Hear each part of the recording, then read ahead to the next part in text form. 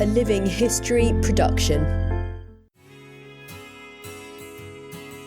I'm Peter Hart, and for the last 40 years, I've interviewed thousands of veterans. Oh, give it a rest. You're under new management. It's Pete and Gary's Military History podcast now.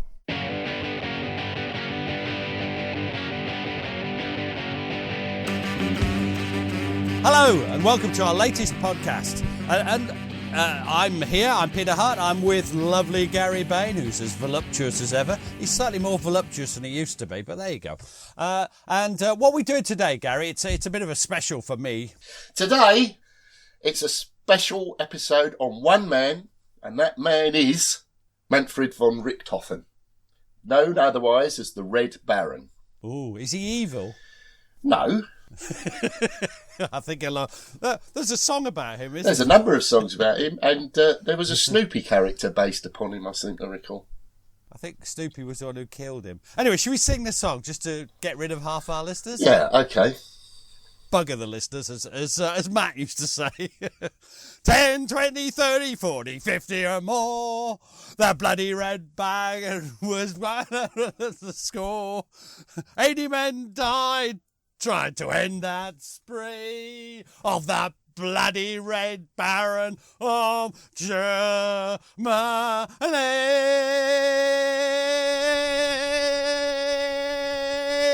Right, if we got anybody left, when was he born, Pete? Well, he was born on the 2nd of May, 1892.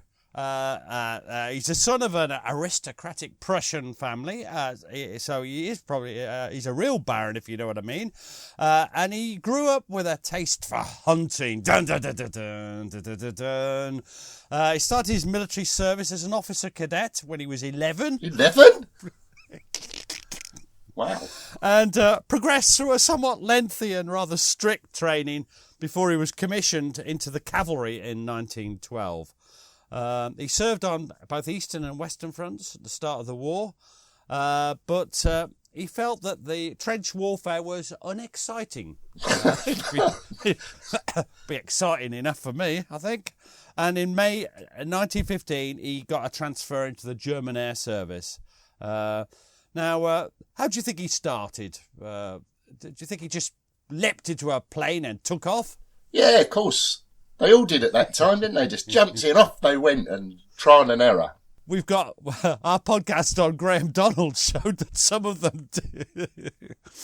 Now, first he was an observer, but he had a chance meeting with that supremely brilliant ace, Oswald Balker, and that inspired him to learn to fly, which he went through the normal flying training course and proved himself a competent and aggressive pilot. We're not doing his early background because I don't know much about it. Do you know much about his early flying career? Oh, I know loads, but we haven't got time. Oh, okay, well. And he's selected for Balker's Jester 2, which was forming at Bertincourt, and he joins on 1st September 1916. How do you think Balker was with young pilots that he was recruiting? He was a bit of a tutor, wasn't he? He wasn't just with Richthofen. He was known for being a bit of a sort of person to look up to for all these young protégés. And he taught them the real basics of aerial warfare. He was dictator. He was very meticulous, yes. The dicta, which we'll come into later because it's the same as Richthofen's dicta, surprisingly, so we don't want to go through it twice. But Richthofen was taught almost everything over that month or two that they had together in the Jester. Now, so what was Richthofen's first victory? Well, it occurs on the 17th of September. The fighting in the air had boiled up after the Battle of Flares-Courcelette had started, on the 15th of September, and on the 17th of September, Richthofen shoots down an FE-2B crewed by veterans Lieutenant Lionel Morris and Tom Rees.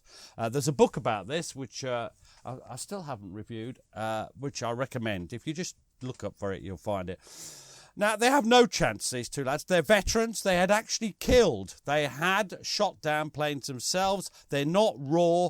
But there is somebody who's raw. Who's that? It's Richthofen.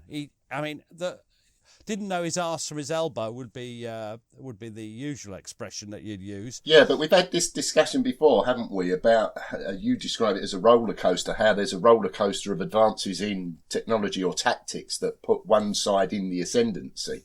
And his albatross was totally outclassing the FE2B at that point.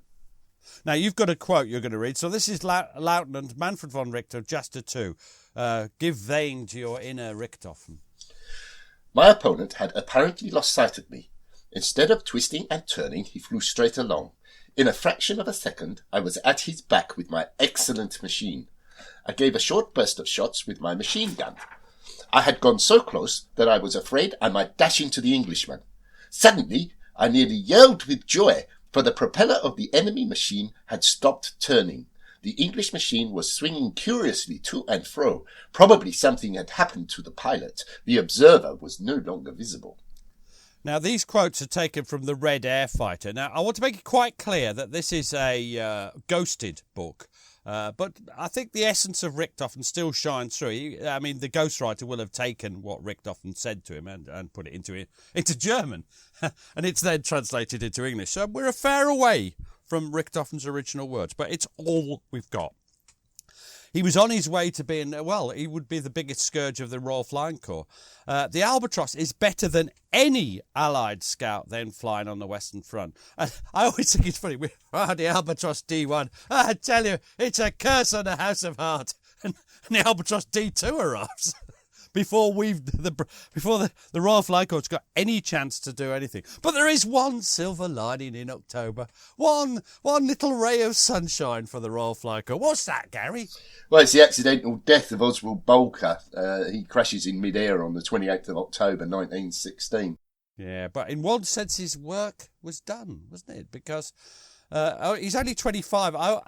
These guys are so young, and you think of Bolker as the old master, the old master. But he's 25, an age that its relevance will become. But it wasn't just Richthofen, was it? The whole of Chapter 2 had learnt their craft from Bolker by this stage. They were good. Yeah, and Richthofen had already shot down 6 claimed aircraft by this time, and in a way he will take on the mantle of Bolker.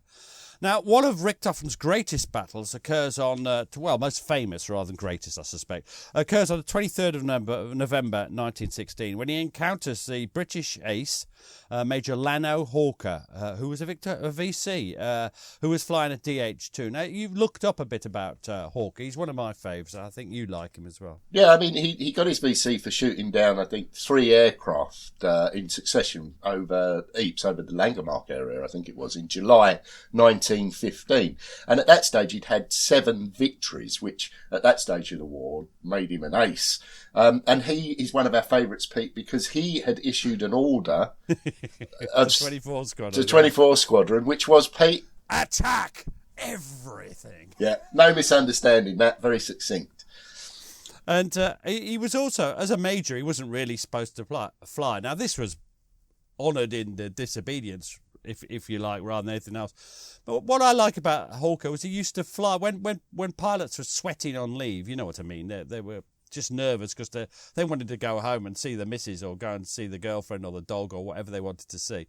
And he'd fly for them. He was a brave man, Hawker. He probably flew more than anybody else as a result. Anyway, he's up on the 23rd of November. He gets separated from the rest of his patrol, and he encounters Richthofen. Now, all he's got in the DH2 to match the Albatross D1 is that he can turn round and round in circles, in narrower circles than the Albatross could manage. But what does that benefit compared to a DH2 single Lewis gun with how many rounds in a drum? Gary? Oh, somewhere between 42 and 47, I think, Pete. According to me. Yeah. Shut up. But I mean, the point you're making is that the Lewis gun's totally inadequate when compared to the belt-fed twin German Spandau. Yeah, dagger, dagger, dagger. And I mean dagger, dagger, dagger. Anyway, here we are. We have Richthofen again, and I'm afraid it's him that tells the story of the combat. This is very much an edited-down version. The circles which we made round one another were so narrow that their diameter was probably no more than 250 or 300 feet. I had time to take a good look at my opponent. If he had not had his cap on, I would have noticed what kind of a face he was making. When he had come down to about 300 feet, he tried to escape by flying in a zigzag course, which makes it difficult for an observer on the ground to shoot. That was my most favourable moment. I followed him at an altitude of from 250 to 150 feet, firing all the time. The Englishman could not help falling. Now, the DH-2s, a lot of the aircraft the British had flown so successfully in the Somme. It was a success. See our podcast about it. But they'd had their day. But there was nothing at the time ready to replace them. Now, late January 1917, Richthofen's posted to take command of Jester 11. They were near Douai. He's not pleased. Why do you think he's not pleased to be sent from his squadron? Well, because he's starting from scratch again, with a squadron who at that time had not really had any success at all. They hadn't shot anyone down, that's right. But they couldn't have got a better teacher and leader. And he was imbued, Gary, with the spirit of Oswald Bolker and his dicta. He was also flying, although not for long, the Albatros D3. I always love this. This is where it's just, the Germans have got D1 and D2 Albatros, brilliant. D3, they think, well, I like the look of that the wing shape of the Nieuport. We'll copy it. So they copied it and the wings kept flying off. Richthofen doesn't fly that one for long. Anyway, Richthofen does something to mark himself out. And this is part of the legend of the Red Baron. What does he do, Gary? Well, you're giving it away there, Pete. He decides to adopt an all-red paint scheme. Now, this is deliberate. It's to mark himself out in the air and to thereby strike fear into his enemies. And it was the beginning of the enduring legend of the Red Baron. So, like it's trailing his coat across the skies in a pub conflict, of which you must be an aficionado, yes. And it doesn't take long for Richthofen to get a grip and to show the way forward to his new Jester 11. He leads from the front and his score starts to mount. And we can't go through every one of the 80 or so he shoots down, 80 or less, just less. But on 24th of January, there's a sort of typical one. There's 7 FE-2Bs. Now, you know the FE-2B, we've talked about them before. Two-seater, pusher, very difficult to shoot down, very tough machine, very useful, has a long career throughout the war, ended up as a night bomber. And two of them were equipped with input cameras, and they were to take the photographs of Vimy Ridge. Why would they be photographing Vimy Ridge in January 1917? Well, because we've said this before, the importance of aircraft in support of the troops on the ground, either in defence or in this case in attack. You know, it saves lives. What are we getting ready for? Is it the Battle of Arras? It's the Battle of Arras. In April. So they're photographing on a daily basis and they have to get the photos. So, Captain Oscar Gregg is with his observer, Lieutenant John McLachlan, and they're piloting the one of the FE-2Bs that's going to take the photographs.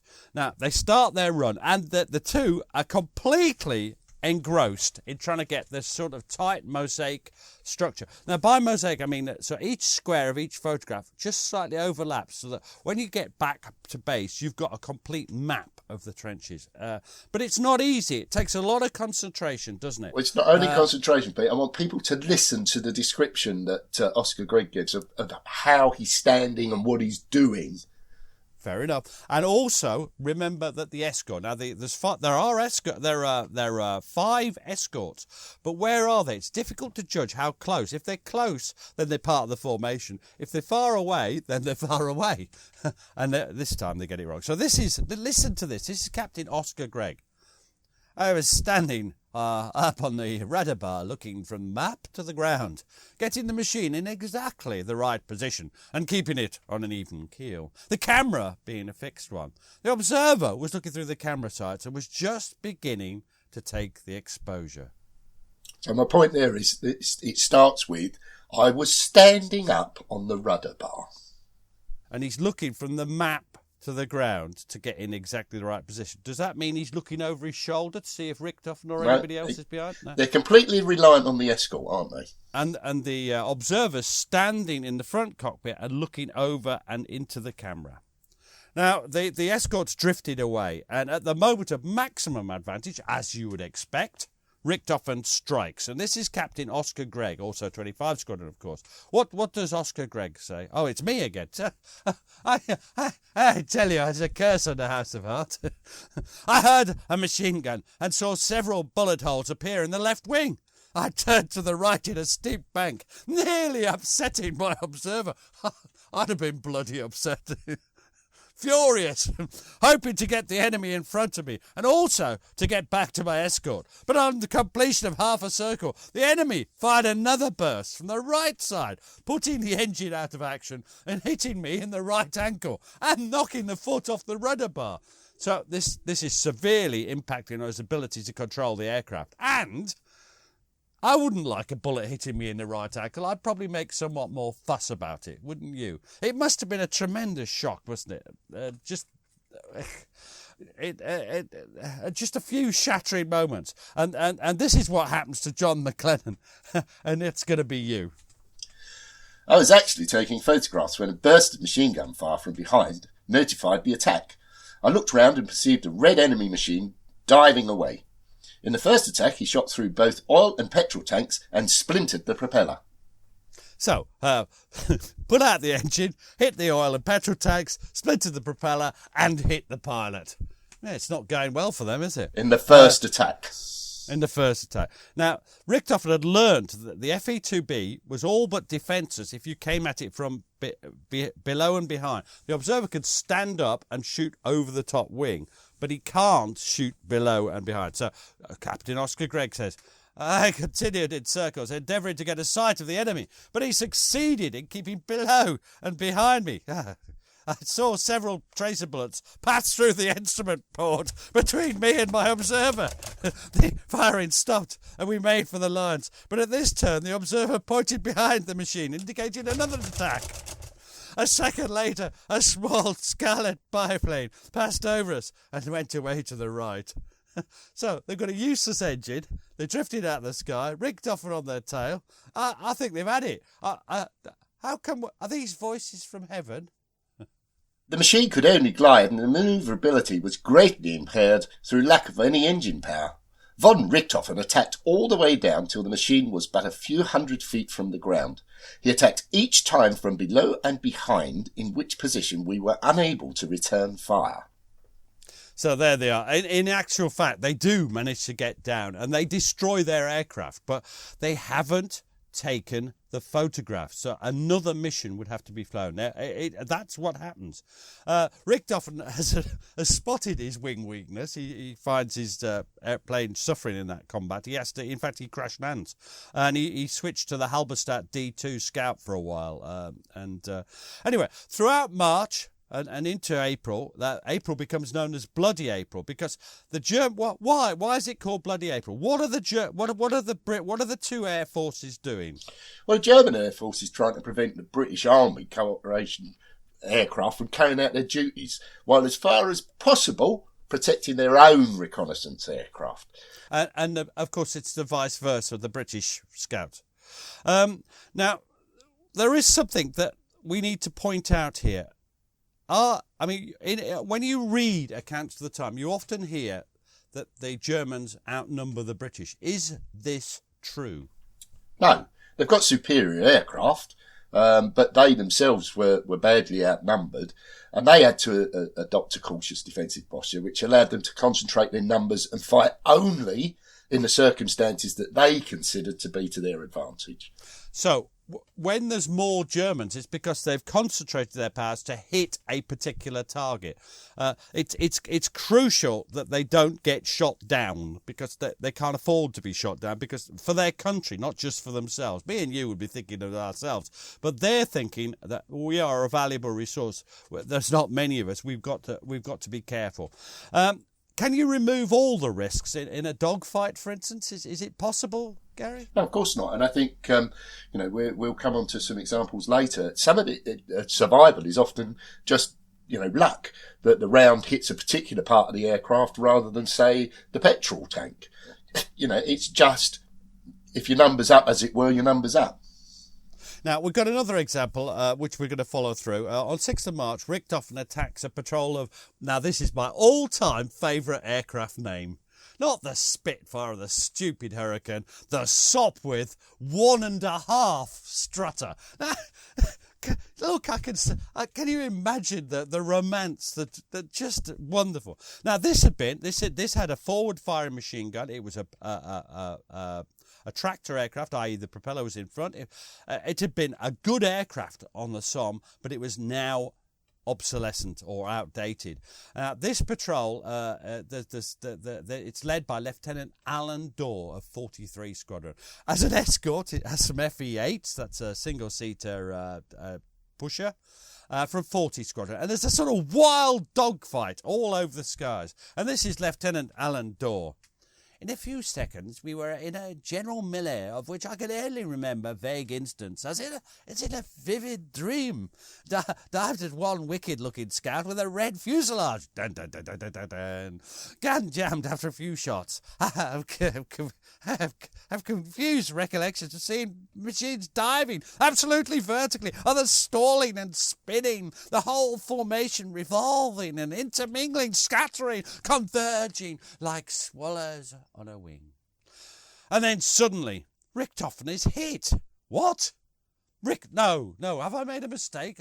Looks at notes. No, Richthofen's hit just as he's about to administer the coup de grace to one of his enemies. So you're going to be Lieutenant Manfred von Richthofen in extremis. He started shooting prematurely, which showed that he was nervous. So I said to myself, "Go on shooting, you won't hit me."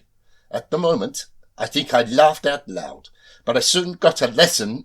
In my mind's eye, I saw my enemy dropping. I approached my man up to within 50 yards. I fired some well-aimed shots and thought that I was bound to be successful. But suddenly, I heard a tremendous bang when I had scarcely fired 10 cartridges. And presently again, something hit my machine. It became clear to me that I had been hit, or rather my machine. At the same time, I noticed a fearful stench of petrol, and I observed that the motor was running slack. The Englishman noticed it too, for he started shooting with redoubled energy, while I had to stop. Now here we have a thing of luck, because this could easily have been the end of Richthofen, very easily. He's surrounded by a spray of petrol, and at any moment his whole aircraft could have just burst into flames. Now Richthofen, he's got experience. He knows he's in danger. He's seen these symptoms of imminent immolation a lot in the air. So he reacts instantly. What does he do? Instinctively, I switched off the engine.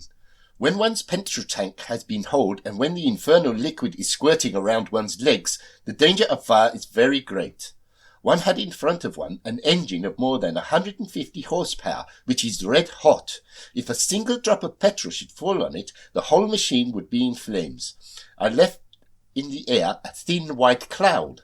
I knew its meaning from my enemies. Its appearance is the first sign of a coming explosion. I had no idea with what rapidity I went downwards. At any rate, the speed was so great that I could not put my head out of the machine without being pressed back by the rush of air. Now, it could still have been the end, because he's still got to land. He's coming down almost vertically. He's got to flatten out, but he manages it and he makes a successful controlled landing. This is, I think, Richthofen, he's lucky to survive this. He'd been overconfident, hadn't he?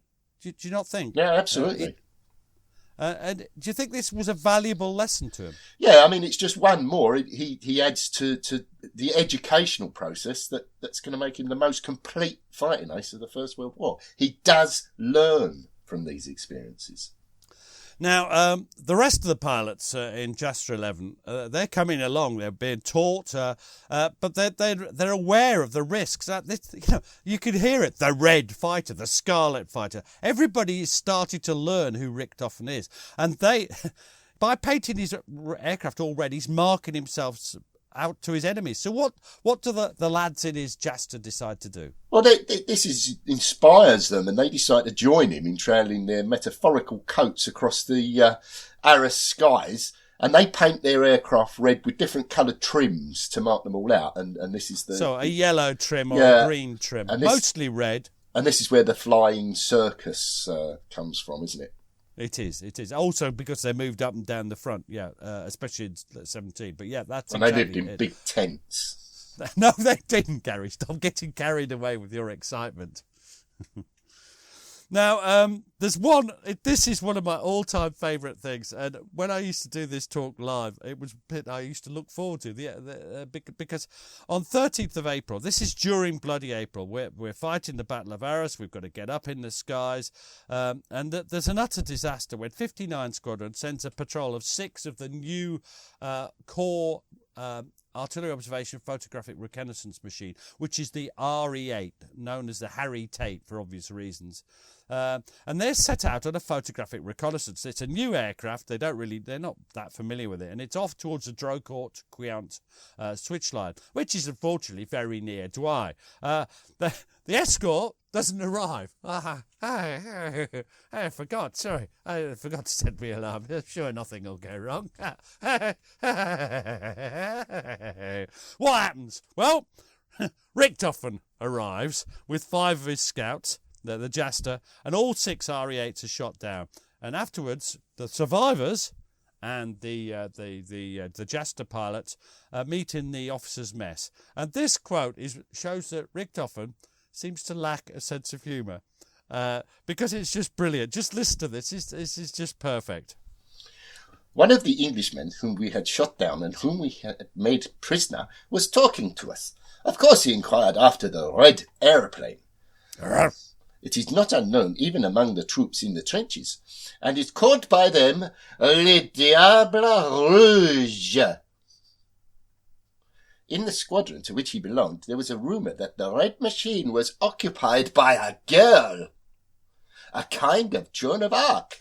He was intensely surprised when I assured him that the supposed girl was standing in front of him. He did not intend to make a joke. Oh, I think he did. I can just imagine, shot down, bit pissed off, you're having a nice drink, and there's this pompous German arse in front of you. And he just couldn't resist it, could he? Also, the idea that British Tommies call anything Le Diable Rouge as opposed to Red Fokker. Yeah. Or something. Oh, look, mate, there's that Diable Rouge up there again. Oh, dear. Now, by 29th of April, Richthofen shot down innumerable aircraft.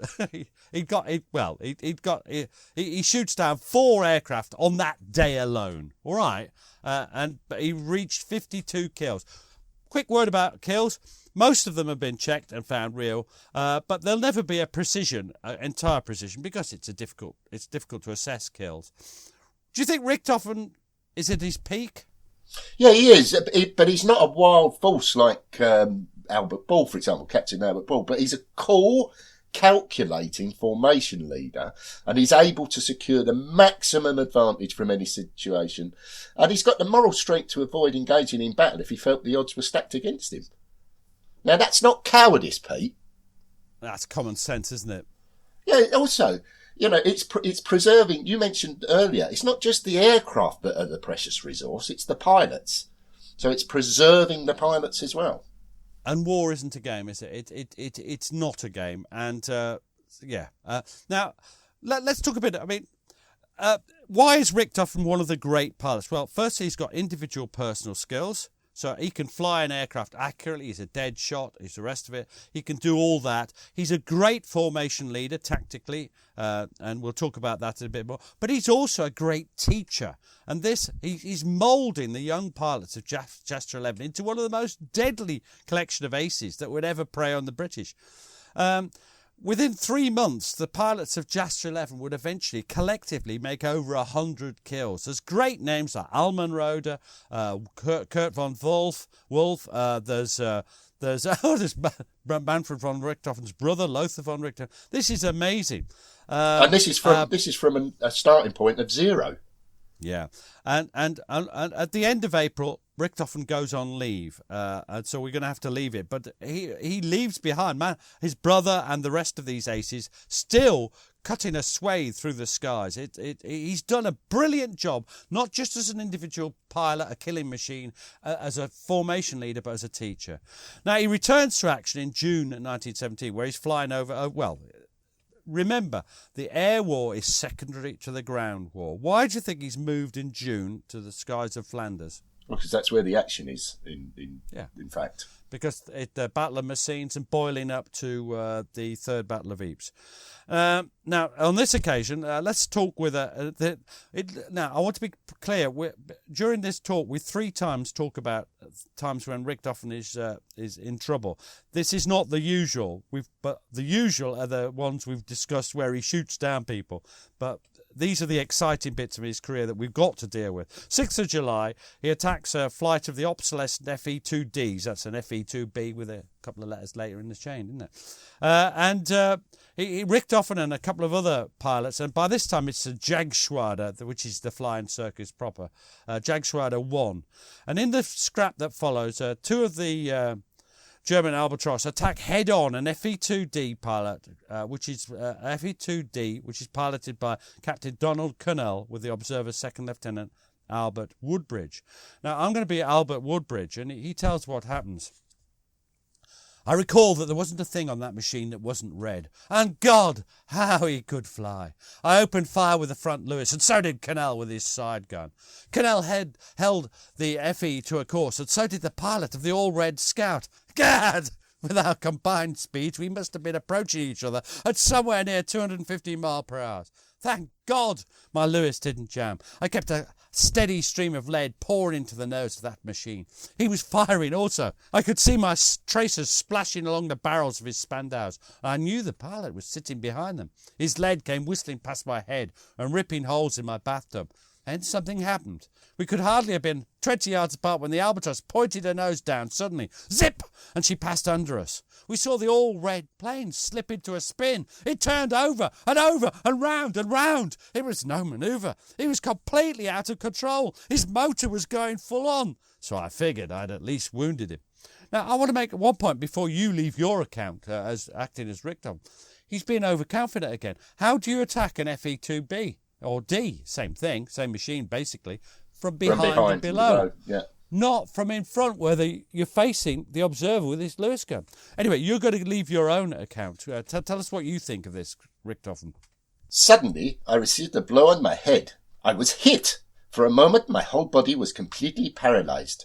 My hands dropped to the side, and my legs dangled in the fuselage. The worst part was that the blow on the head affected my optic nerve, and I was completely blinded. The machine plunged down. For a moment it flashed through my mind that this is the way it looks just before death. I doubted if the wings could stand the strain, and I expected that they would break off at any moment. I did not lose consciousness immediately. I fought to regain control of my arms and legs so that I could grasp the control stick. I managed to shut off the fuel and the ignition. But would that alone help me? I had moved my eyes around and taken my goggles off, but it was impossible to see even the sun. I was completely blinded. The seconds were an eternity to me. I continued to fall. He's incredibly lucky because just by his own account, at the last second almost, he gets a partial vision and he manages to land safely, and then he faints. It's been such a close escape. Overconfidence. It's just ridiculous. He's made a severe mistake. It's the first sign of him breaking his own rules. What's happened to him? Well, what's happened to you as Richthofen? Well, he suffered a fractured skull from a glancing bullet, and it had torn through to the bone. Yeah, and so he's rushed to hospital. It's quite a serious injury. Now, it appears at first that his recovery is swift because he's back in the air by 16th of August. 16th of August. Hang on. He was only wounded on the 6th of July. So it's only about 5 or 6 weeks. It's ridiculous. But he's a changed man, isn't he? And he's suffering. What's he suffering from? And this will be no surprise with a fractured, bloody skull. Well, he now gets bothered in the air by intermittent headaches, dizziness and nausea, which is not good for a pilot. I bet he's also a bit more conscious of his own mortality. He's not quite so invincible, is he? And it may or may not have led to a bit more thing. Has his wound healed? Well, no. Is he... No, it couldn't possibly have done. It's not really healed, and he's persuaded to take an extensive period of leave between early September and November of 1917. Now, this marks that this incident is actually the end of the great Richthofen air period in one sense. There is a bit of a return to form, but his rate of kills falls sharply. If you look at it, he shot down 57 aircraft in the 11 months leading to 6th of July. But he'd only shoot down another 23 in the 9 months left of his career. And yes, you've got to take October, November out. But still, that's a slowing down. After his long leave, he begins to recover. What's he still got, in one sense? Well, he's still got the flying skills, Pete. He's despite his earlier injury, he's still got the eyesight and the tactical awareness. Yep. He's got the gunnery ability, and underpinning all of this, he's got courage, Pete. He's also a superb teacher, and he's trying to inculcate the same merits in everybody who served with him. Now, there's a lot of parallels here, Pete, that strike me with some of the British pilots. Mannock, for example, springs to mind. Particularly Mannock, yeah. The British Richthofen. There's a lot of parallels here in how he's behaving, how he's passing on his skill sets, but also how he's breaking his own rules now. That is the thing. When replacement pilots arrive, he'd have them. They'd just go around practice flights. He'd monitor them. They'd almost learn to fly again. He'd practice the simple manoeuvres they need. Richthofen constantly watching them, looking for strengths and weaknesses, removing those who weren't good enough, fitting them into the formation. And his attack tactics are really simple, and that they are just a summation of Bolker's famous dicta. And this is where you're going to read them. This is what Richthofen is recorded of saying. I dive out of the sun at him, taking into consideration the wind direction. Whoever reaches the enemy first has the privilege to shoot. The whole flight goes down with him. So-called cover at great altitude is a cloak for cowardice. If the first attacker has gun trouble, then it is the turn of the second or the third, and so on. Two must never fire at the same time. Now, people are sometimes confused. Why can't you have two fires? Sure, concentration of fire. But if you're aiming at the same target, as you get nearer, you're likely to run into each other because it's a very small. Your wings will hit, so it's important. Now, as formation leader, Richthofen and Mannock and McCudden and all these great aces was the cutting edge, the formation leader. What would happen? So he remains the protégé of Bolker. What does he say? He sums it all up in. Let's carry on. The subject aerial battle technique can be explained with one sentence, namely, I approach the enemy from behind to within 50 meters. I aim carefully, fire, and the enemy falls. These were the words used in explanation by Bolker when I asked him his trick. Now I know that this is the whole secret of aerial victory. One does not need to be a clever pilot or a crack shot. One only needs the courage to fly in close to the enemy before opening fire. Now, you could paraphrase that, Pete, as always from above, never from below, always from behind, or whatever the comment was. Mannock's thing, yeah. It's exactly the same.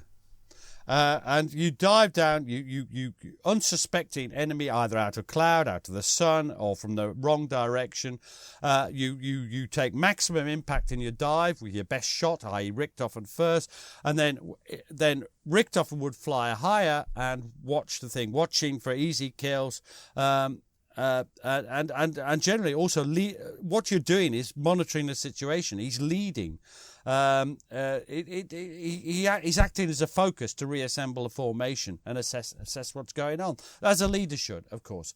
Now, back at the airfield, Richthofen would analyse any incident, any conflict, and debrief and give practical tutorial advice on scout tactics, if you like. But what do you think his influence is generally amongst German pilots at this time? Well, basically, he's brought up a whole generation of German aces, hasn't he? Under this regime of comradeship tempered by strict discipline. You know, his influence increasingly all pervasive right across the German Air Force on the Western Front.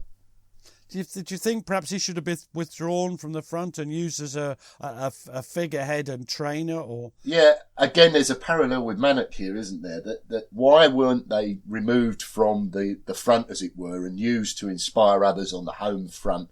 But they don't want that themselves, do they, Pete? Not really. And as 1918, you've got the great German spring offensives, haven't you? Is Richthofen the man to stand on the sidelines during the greatest fight of his country? And you've got a most wonderful quote, which I think sums it up. I should consider myself a despicable creature if, now that I am loaded with fame and decorations, I should consent to live on as the pensioner of my own dignity and to preserve my valuable life for the nation, while every poor fellow in the trenches who is doing his duty just as much as I am has to stick it out. Now, I think this is entirely admirable. And I admire it. He could have escaped, and he could have not flown. He could have carried on commanding. He was a Rittmeister. He could have carried on commanding Jagswerder 1 without flying. And when Göring takes over, Hermann Göring, who's you may have heard of, he doesn't fly. But Richthofen does. By this time, what's he flying? Well, he's flying the Fokker triplane. Now, you hear a lot about the Fokker triplane. It's very manoeuvrable, but it's not exceptional. It's based, funnily enough, on the Sopwith triplane from 1917. It's not a great aircraft. He should have been in a Fokker D7, I think. Whatever he should have been in a Fokker. During that spring, he's soon in the thick of action, isn't he? And do you know what? By this time, he seems to be getting back on top form, doesn't he? Do you not think? But one sign of where air fighting is in the whole scheme of things is it's very telling. What does he have to do during the climax of the battle? What does he have to do? Well, even he's obliged to join in the highly dangerous strafing of the British retreating columns, which is a useful reminder at this point that the ground war's king. In other words, even your greatest aces have to come down and machine gun British Tommies, British columns, because that's where the real war is. No disrespect to air fighters, but they're in the air for the men on the ground. Why did you have me say the word strafing, Pete? Because I say straffing, and I'm not sure which is right. Now, April 1918, Richthofen ceased to be on top, irresistible form, and his efforts peak on the 20th of April. Well, they would do. He claims his 79th and 80th victories. Now, what was that song go? Yes. He seems to be at the peak of his powers, but perhaps he should have gone somewhere else. But he's determined to fight on. Do you think he's got target fixation at all? That's what happens to people like Mannock, McCudden, Ball. Yeah, he must have been looking at 100 at this point, Pete, mustn't he? They never rest. Yeah, whatever. Well, what's the next day after the 20th of April? It's the 21st of April, Pete. Ooh, I wonder what's going to happen. 21st of April 1918. Well, that day, 3 flights of Sopwith Camels from 209 Squadron. Notice there's many more aircraft in the air in 1918. It's packed with aircraft. They're carrying out an offensive patrol over the Somme, and they got into a dogfight with Jagswerder 1. Now, amongst them was Lieutenant Wilfred May. He's an inexperienced pilot, and he'd been firmly ordered to stay out of dogfights. But he was sucked into the fray. To him, he doesn't know what's going on. It's just a blur. And he's a next to useless makeway. In fact, he's not next to useless. I want to see if you can spot where he goes wrong with his tactics and what his mates must have thought of him. He's Canadian, but I can't do a Canadian accent, so I think I'll use just an idiot's voice. Now, how do you speak? Anyway, here we go. Lieutenant Wilfred May, 209 Squadron. The enemy's aircraft were coming at me from all sides. I seemed to be missing some of them by inches. There seemed to be so many of them. The best thing I thought to do was to get into a tight vertical turn, hold my guns open and spray as many as I could. So he's spinning round, just shooting. Can you imagine his ready to go, what bastard's shooting at me? Oh, it's him.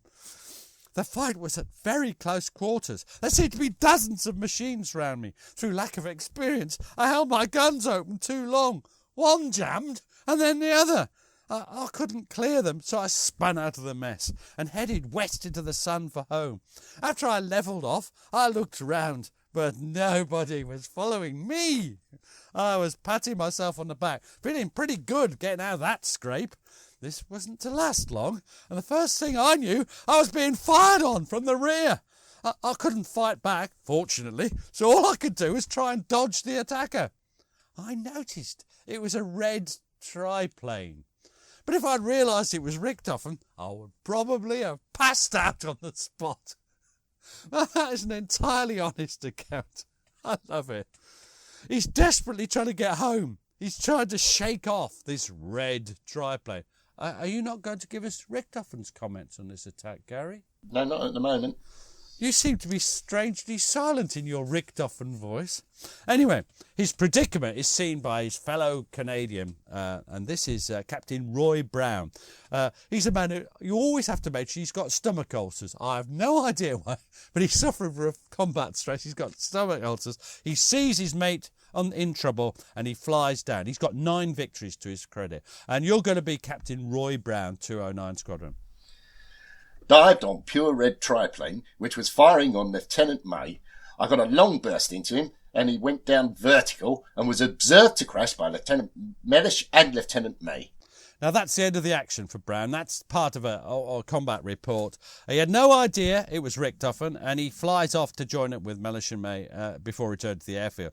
However, it's generally accepted that whatever Brown thought was happening, Richthofen carried on pursuing May for some time after this incident. And this is Lieutenant May, who's getting increasingly desperate. I kept on dodging and spinning, I imagine for about 12,000 feet, until I ran out of sky and had to hedge hop over the ground. Richthofen was firing at me continually. The only thing that saved me was my poor flying. I didn't know what I was doing myself. I don't suppose that Richthofen could figure out what I was going to do. I love that. What's Richthofen doing? Following down to hedge hop? He's breaking his own rules, isn't he? Well behind British lines, unsupported on his own.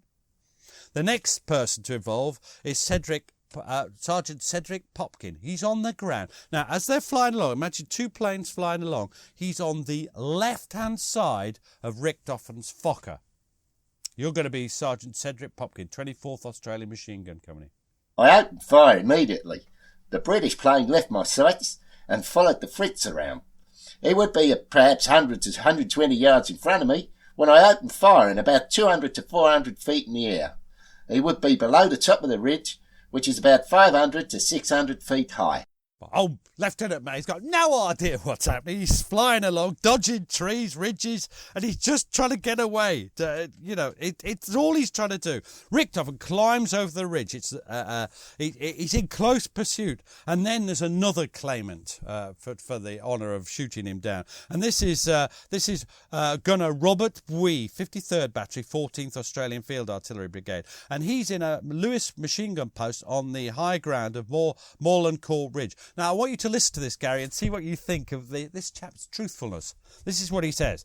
At 200 yards with the peep sight directly on Richthofen's body, I began firing with steady bursts. I knew that the bullets were striking the right side and front of the machine, for I clearly saw fragments flying. Still, Richthofen came on, firing at Lieutenant May with both barrels blazing. Then, just before my last shots finished at a range of 40 yards, Richthofen's gun stopped abruptly. The thought flashed through my mind, I've hit him. Now, what do you think about that? Well, he's got very good eyesight to be able to see all of that while he's in the midst of an action, and he's firing head on to the machine. Yeah, and the Richthofen's going at 100 odd miles an hour, which is basically, this takes place in vroom. It's bollocks. It's bollocks. But anyway, he is immediately in front of Richthofen, so the bullets would hit the front of the cockpit. Richthofen at this point turns sharply back, reversing his course and heading back to the German lines. A bit late, isn't it? And then Popkin has a second burst at him. Now, this time, if you think about it, he's on the right-hand side. He was on the left-hand side, but now he's reversing. He's going back. He's on the right-hand side. What are you going to say this time, Popkin? I opened fire the second time at the peak of his turn. I don't think I was firing so long the second time as the first. I would be firing about half to 3/4 a minute each time. Yeah, and then the red triplane crashes into the ground near a brick kiln. So, to sum up, Richthofen was shot down by Brown from behind, by Popkin from below and on the left, by Bui from straight ahead and slightly below, or Popkin second burst from below on the right. Or who else could have shot him down with a 303 bullet? Any British or Australian soldier on the ground. Because what bullet is used by the Lewis gun, the Vickers gun and everything else? 303. Yeah. Now, Richthofen was definitely dead, and most believe he was dead before the triplane hit the ground. There's always stories that he has last word, but I think he was dead. There's no autopsy. How do they check for how he died? Take me through the detailed medical examination. Well, they just sort of put a bit of wire in to probe the passage of the bullet and have a guess at the sort of track that it follows. It's a coat hanger, straightened out coat hanger, and that's all they do. So let's make it quite clear: the medical examination is crap. Apparently, from that, it shows the bullet entered from slightly behind, and it goes through the right armpit, i.e. from the right, and it comes through the chest by the left nipple. And it's only one round. He's only hit by one round. One hit, which contradicts Bui, who reckons he's hit him loads of times. Now, I want you to think, is there anything in your body, Gary, of any importance between the right armpit and the left nipple? Yes, but it's almost a medical question. Could Richthofen, with a bullet through the right armpit and through to the left nipple, have lived for 60 seconds as he travelled some 1,500 yards from the point where Captain Roy Brown last attacked him to where he pulled up and crashed? Now, some say he could, some say he couldn't. I don't know, and I don't think... What's the point of idiots like us commenting? We know nothing about medicine. I mean, I dare say it's not impossible, but you're referring to the fact that it's gone through a vital organ. Yeah, I mean, I don't know what... I mean, that's the level of my medical organ, my knowledge. There's definitely something important inside your chest. Now, the Popkins claim... Let's go through them. So, Brown, well, medically difficult. He could have hit him from behind and on the right because their airplanes are jinking about. He could have. Popkin from the left. Could the bullet have circled round and hit him in the right armpit, Gary? No, it's only the second occasion. Yeah, so not the first time. What about Robert Bui? Well, no, we said while we were talking, he's directly in front, and the machine's moving at 100 miles an hour. Now, he could have done it, I suppose, when the machine turned round, but he says he did it from the front. He also says that he saw the body and it was riddled with bullets. He's a liar. He's wrong. He's a liar. All right. So, what about Popkin the second round, the second burst? Well, yeah, a lot of people say that it must have been Sergeant Popkin after he turned back and therefore presented his right-hand side to him. But it's a remarkable deflection shot at the range that he's talking about. Now, explain to the punters what a deflection shot is. You can't fire directly at the target because it's moving, and again, you mentioned it's moving at 100 miles per hour right across his line of sight. And if he did it, arguably, it's accidental. It would be a hell of a shot. He'd have to shoot well ahead. He would. So I don't think anyone will ever know who shot down Richthofen. And I can't be bothered with it myself. He was definitely dead. He was definitely dead, and that's it. I have a personal belief, as you know, Gary, I'm from many places, but one of the places I'm from is Durham. And I've always believed that it was a stray member of the Durham Light Infantry strolling across the battlefield, and he looks up and he says these immortal words before doing the deed. What are those immortal words, Gary? Why are you, red fucker? And do you know what? That's as likely as other ideas. I can't believe that you've managed to manoeuvre that into a podcast about Richthofen. What is it, Gary? Don't get sucked into the irrelevancies. What is the real point of all this? What had Richthofen done? Well, again, we mentioned it earlier, and it seems to be a theme with some of the higher scoring aces. He'd started to make a catalogue of errors that were in direct contradiction of his own dicta by this stage. It's not just Bolker's dicta. by this stage. It's his own dicta. And it was suicidal to pursue a scout so low down over the British lines. Over. Yeah, with 40 machine guns under heavy fire from the ground and under attack from an unseen scout on his tail. Who, he doesn't know who that is. And as it happens, it was an ace in his own right. So, in one sense, what we're saying is, we don't know where the bullet came from, but the bullet was coming from somewhere. It was unlikely he'd get out of that alive. Now, what happens after the thing? Well, Richthofen, he was buried with all honours at Bertrancourt, I think, and the men of the RAF, because it's the RAF by this time, were very ambivalent about Richthofen, and many have sought to decry his achievement, and that tradition lingers on long after the war. In fact, it still goes on today. They consider there's nothing about Richthofen that's worthy of respect. And one popular viewpoint, it's spouted by idiots, and it still persists amongst the terminally stupid to this day on forums and things on the internet. This is Second Lieutenant Walter Woods of 29 Squadron, and this lad just gets everything wrong. This Count Richthofen you mentioned, Dad, is nothing to worry about. He will soon be brought down. Believe me, every machine of ours he has brought down has been a slow, old artillery observation machine, practically incapable of defending itself. And I saw the same thing on a Facebook page, exactly the same slurs spouted out by an idiot recently. There's endless. He's a murderer. He preys on defenceless prey. He's evil. His victories are spoon-fed to him by his henchmen. I think it's more Goring. I mean, one idiot on Facebook actually suggested he wasn't a brave man. Do you think Richthofen was a brave man? Anyone who got into them machines at that time was brave, just to get up there. No, and he was doing his duty for his country as he saw it in the best way that he could. Yeah. About the claims, he claimed 80 kills. There's not much doubt about nearly all of these. And I don't say I haven't done the work. Into modern researchers, people like Trevor Henshaw, people like, I can't remember their names. There's loads of them. They have gone through and they've assigned names in aircraft to almost every one of his claimed victories or kills, however you like. He stands acclaimed as an ultimate scout pilot, as a formation leader par excellence. What's his job, Gary? Sum up his job. Well, basically, he's got to sweep the Allied observation aircraft from the skies, and he did it to the very best of his ability.